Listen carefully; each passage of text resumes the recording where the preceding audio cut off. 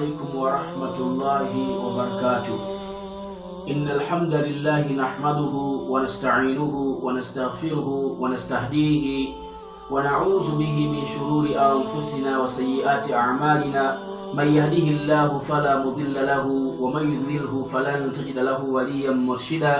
والصلاة والسلام على حبيبه وصفيه محمد صلى الله تعالى عليه وسلم وعلى آله وأصحابه أجمعين. أما بعد. ولمكزك مع الله تبارك وتعالى تميامك الله سبحانه وتعالى ndikumfunila zabu ino mtumiki Muhammadin sallallahu ta'ala alayhi wasallam akubanja kwake maswahaba ndi wonse amene akusatira sunna ndi ziphunzitso za mtumiki Muhammadin sallallahu ta'ala alayhi wasallam kufikira tsiku la kiyama. Timpemphe Allah tabaraka wa ta'ala akati kumanise nayo ukondedwe watu mtumiki Muhammadin sallallahu ta'ala alayhi wasallam. Allah subhanahu wa ta'ala akuyankula mu Qur'ani yolemekezeka, a'udhu billahi minash shaitanir rajim, bismillahir rahmanir rahim. Qul ya ibadiyalladhina asrafu ala anfusihim la taqnatu min rahmatillah, inna Allaha yaghfiru dhunuba jami'a innahu huwal ghafurur rahim. Sadaqallahul azim. Allah tabaraka wa ta'ala akumuza mtumiki Muhammadin sallallahu ta'ala alayhi. Allah tabaraka wa ta'ala akupeleka utenga kwa mtumiki Muhammadin sallallahu ta'ala alayhi wasallam kuti o iwe mtumiki wanga Muhammadin sallallahu ta'ala alayhi wasallam tayankula tawafikisile utenga, qul ya ibadiyalladhina asrafu ala anfusihim, tawafikisile utenga akapolo anga nena kuti o inu akapolo anga akapolo a Allah amene mwazipondereza noka kusonza kuti mwatenga mitundu ya machimo osiyana siyana. Nthawi zina kuba uli mgulu, nthawi zina chigololo uli mgulu, nthawi zina miseche uli mgulu, nthawi zina jealousy uli mgulu.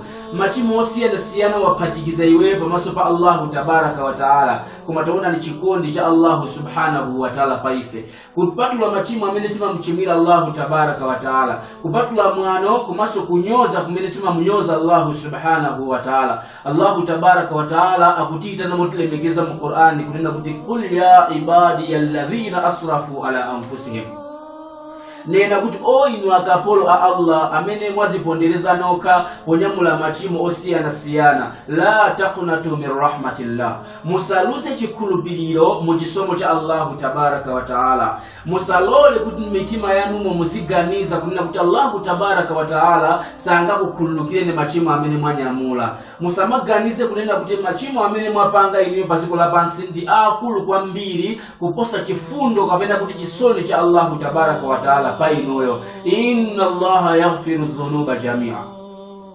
Allah tabaraka wa ta'ala makulluka machimo onse. Kaya ndi chigololo Allah subhanahu wa ta'ala makulluka chimenecho.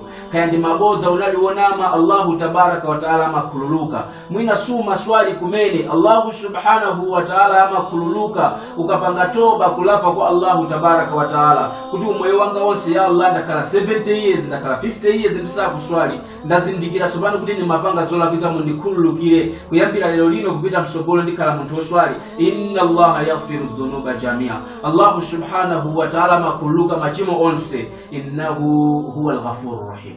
Allah subhanahu wa ta'ala ndiwo kululuka kwa mtu amene wamwalira atapanga toba. Allah subhanahu wa ta'ala ndiwo kululuka kwa amene wapanga toba. Rahimun, Allah subhanahu wa ta'ala ndiwo wachisoni kwa mtu amene wamwalira atapanga tauba.